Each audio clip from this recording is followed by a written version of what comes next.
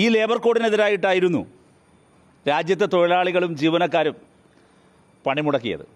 സംസ്ഥാന സർക്കാർ നോക്കുകുത്തിയാകരുത്. ഇതേ സ്ഥാപനത്തിൽ നൂറുകണക്കിന് ആളുകളെ മാസങ്ങൾക്ക് മുമ്പ് പിരിച്ചുവിട്ടിട്ടുണ്ട്. നിങ്ങൾ പറഞ്ഞില്ല, നമ്മൾ പറഞ്ഞില്ല, അവർ പോലും അറിഞ്ഞില്ല. എങ്ങനെയത്? അത് വളരെ അപ്രഖ്യാപിതമായ പിരിച്ചുവിടൽ നടക്കുകയാണ്. പെർഫോമൻസ് പോരാ, എല്ലാവർക്കും EMI ഉണ്ട്. ഇവരെവിടെ ഇറങ്ങിപ്പോകും? എല്ലാവർക്കും EMI ഉണ്ട്. EMI മുടങ്ങിയാൽ സിബിൽ സ്കോറിനെ ബാധിക്കും. സിബിൽ സ്കോറിനെ ബാധിച്ചാൽ ജീവിതം തന്നെ കുട്ടിച്ചോറാകും. അപ്പോൾ ഇതൊരു വീഷ്യ സർക്കിളാണ്. ഒരു വശത്ത് ലിവിങ് എക്സ്പെൻഡിച്ചർ ഉയരുന്നു, മറുവശത്ത് ഈ പറഞ്ഞതുപോലെ ഏത് ജോലി ജോബ് സ്റ്റെബിലിറ്റി സ്ഥിരതയില്ലാത്ത ജോലി ചെയ്യാൻ നിർബന്ധിതരാകുന്നു. അവിടെ നിന്ന് ഏത് സമയത്തും പിരിച്ചുവിടലിന് വിധേയമാക്കപ്പെടുന്നു. ഇങ്ങനൊരു അൺസർട്ടനിറ്റി വന്നാൽ എങ്ങനെയാണ് ഈ യൗവനം ജോലിയെടുക്കുക, അല്ലെങ്കിൽ ജീവിക്കുക, സർവൈവ് ചെയ്യുക? കോറ ഹെൽത്തിലെ ജീവനക്കാരെ കൂട്ടത്തോടെ പിരിച്ചുവിട്ട സംഭവം യഥാർത്ഥത്തിൽ കേരളത്തെ സംബന്ധിച്ചൊരു ഐ ഓപ്പണറാണ്. രാജ്യത്ത് നരേന്ദ്രമോദി സർക്കാർ നടപ്പിലാക്കിയ തൊഴിലാളി വിരുദ്ധ ലേബർ കോഡിൻ്റെ ഇംപ്ലിമെൻറ്റേഷൻ എങ്ങനെയായിരിക്കും, അതിൻ്റെ പ്രത്യാഘാതം എങ്ങനെയായിരിക്കും എന്നതിൻ്റെ ഒരു ചെറിയ സൂചന മാത്രമാണ് ഇപ്പോൾ കണ്ടിരിക്കുന്നത്. ഇപ്പോൾ കോറ ഹെൽത്തിനെ, അവരുടെ കമ്പനി മാനേജ്മെൻറ്റിനെ ഇത്തരമൊരു അന്യായമായ കൂട്ടപ്പിരിച്ചിൽ വിടലിന് പ്രേരിപ്പിച്ചത്, അവർക്കതിനുള്ള ധൈര്യം കൊടുത്തത് നരേന്ദ്രമോദി സർക്കാർ കൊണ്ടുവന്ന ഈ ലേബർ കോഡാണ്.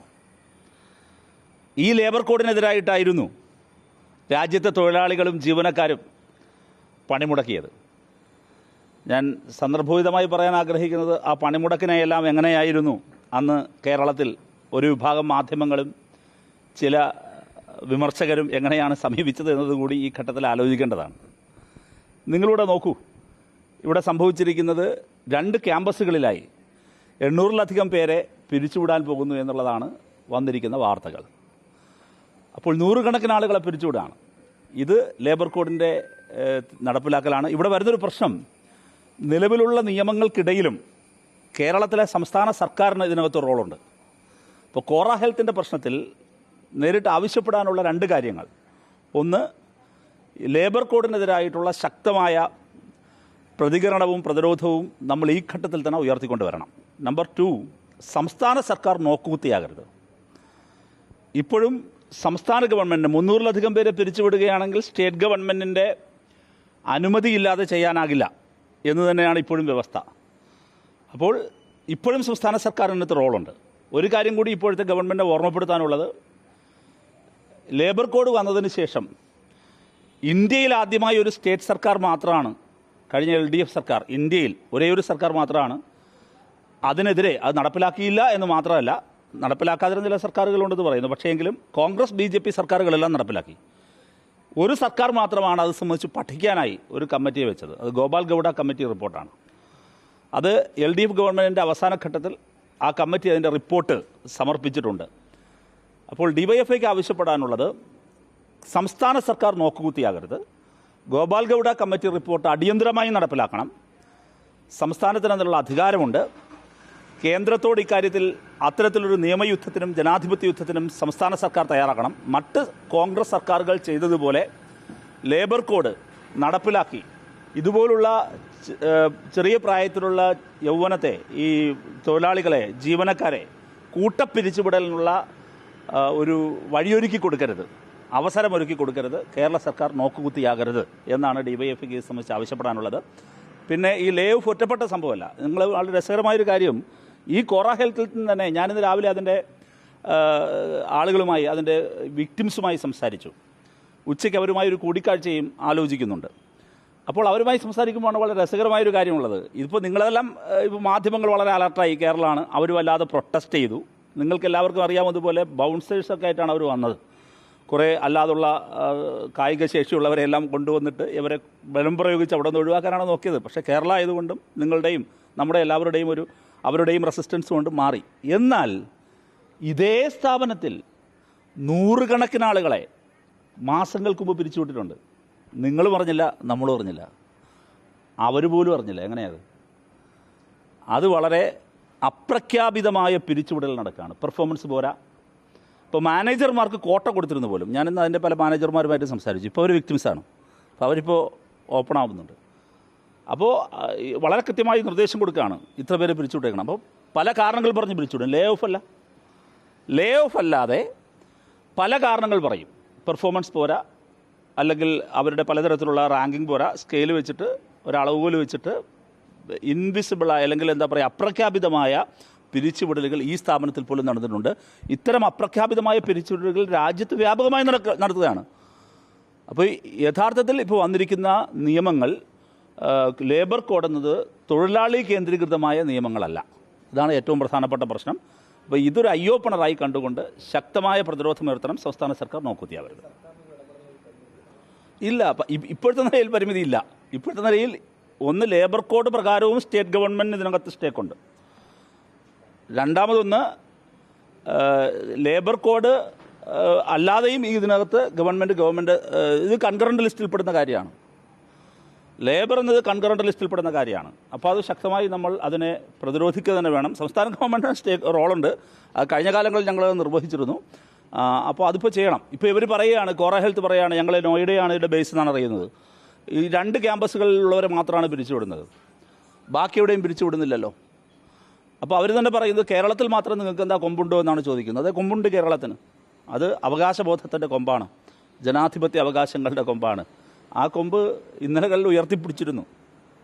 ഇനിയും അതുപോലെ ചെയ്യണം. ഇല്ലെങ്കിൽ ഇത് സംഭവിക്കുന്നത്, ഇത് കോറ ഹെൽത്തിലെ പ്രശ്നമായിട്ട് ഇപ്പോൾ കണ്ട് നിങ്ങൾ മാറി നിൽക്കുകയാണ്. അങ്ങനെ കാണരുത്. ഈ പ്രേക്ഷകർ ഇത് കാണുന്നുണ്ട്.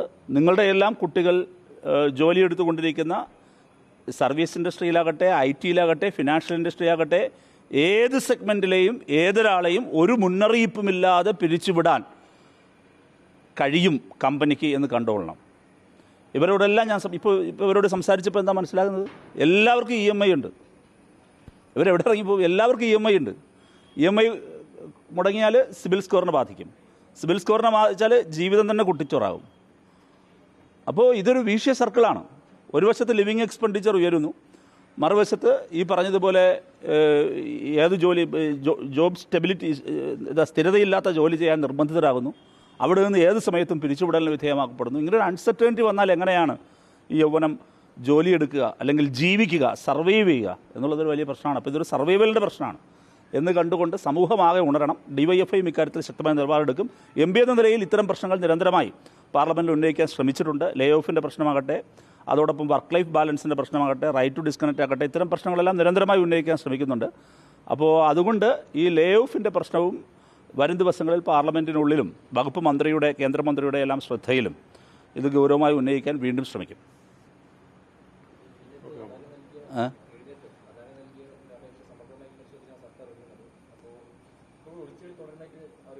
അല്ല, പരിശോധിക്കുമെന്ന് പറയുന്നത് എംപവേർഡ് കമ്മിറ്റിയാണ്. ഇനി എംപവേർഡ് കമ്മിറ്റിയിൽ ആരാണുള്ളതെന്ന് വെച്ച് കഴിഞ്ഞാൽ എൻ്റെ മുഖം എൻ്റെ തല ഞാനും മാത്രമാണുള്ളത്. ഞാൻ മാത്രമല്ലാതെ വേറെ ആരുമില്ല. ഞാനെന്ന് പറഞ്ഞാൽ ആരെന്നറിയാലോ. അപ്പോൾ യഥാർത്ഥത്തിൽ കാണേണ്ടത്, ഈ പണ്ട് ശ്രീ VD സതീശനൊരു തിയറി പറയുന്നുണ്ട്.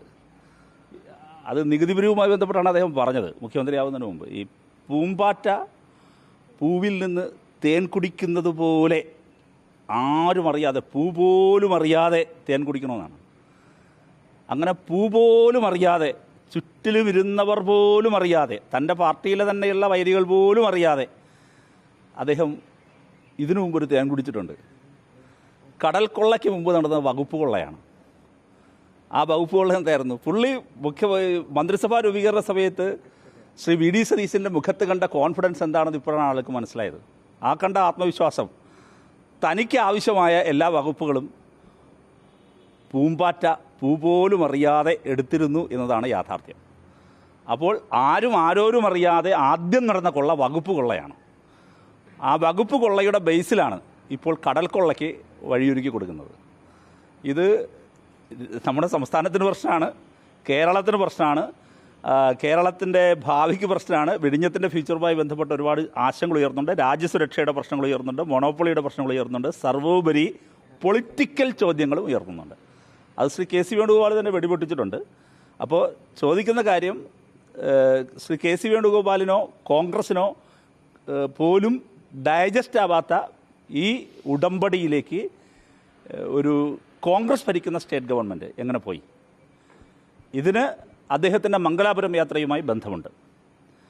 അദ്ദേഹം കോൺഗ്രസ് പ്രസിഡന്റിനെ കാണാൻ പോകുന്നതിന് മുമ്പ് കാണാൻ പോയത് അദാനി ഗ്രൂപ്പിൻ്റെ പ്രസിഡന്റിനെയായിരുന്നു. അപ്പോൾ അദാനി ഗ്രൂപ്പിൻ്റെ പ്രസിഡന്റിനെ കണ്ടു തുടങ്ങിയത് അതിനുശേഷം വകുപ്പ് കൊള്ള പൂമ്പാറ്റ തേൻ കുടിക്കുന്നത് പോലെ ആരും അറിയാതെ വകുപ്പ് മുഴുവൻ അദ്ദേഹം സ്വന്താക്കി. അദ്ദേഹത്തിന് ആവശ്യമായ ഈ വകുപ്പുകളെല്ലാം അദ്ദേഹം സ്വന്താക്കി. എന്നിട്ടാണ് ഇപ്പോൾ കടൽ കൊള്ളയ്ക്ക് വഴിയൊരുക്കുന്നത്. അപ്പോൾ ഇതെല്ലാം പരസ്പര ബന്ധിതമാണ്, കണക്റ്റഡാണ്. വലിയ കൊള്ളയാണ് എക്സ്പോസ് ചെയ്യപ്പെട്ടിരിക്കുന്നത്. അതുകൊണ്ട് മുഖ്യമന്ത്രി ഇത് സംബന്ധിച്ച് കൃത്യമായി വിശദീകരിക്കണം. ഒരു കാരണവശാലും വിഴിഞ്ഞം യാഥാർത്ഥ്യമാകുന്നതിനുള്ള ഒരുപാട് പോരാട്ടങ്ങൾക്ക് നേതൃത്വം കൊടുത്ത സംഘടനയാണ് DYFI. ഒരു കാരണവശാലും വിഴിഞ്ഞത്തെ ഇതുപോലെ ഏകപക്ഷീയമായ ഏതെങ്കിലും ഉദ്ദേശങ്ങൾക്ക് വേണ്ടി, അഴിമതിക്ക് വേണ്ടി, കൊള്ള നടത്താൻ വേണ്ടി വിട്ടുകൊടുക്കാൻ DYFI കണ്ടു നിൽക്കില്ല എന്നുകൂടി ഓർമ്മപ്പെടുത്തുക.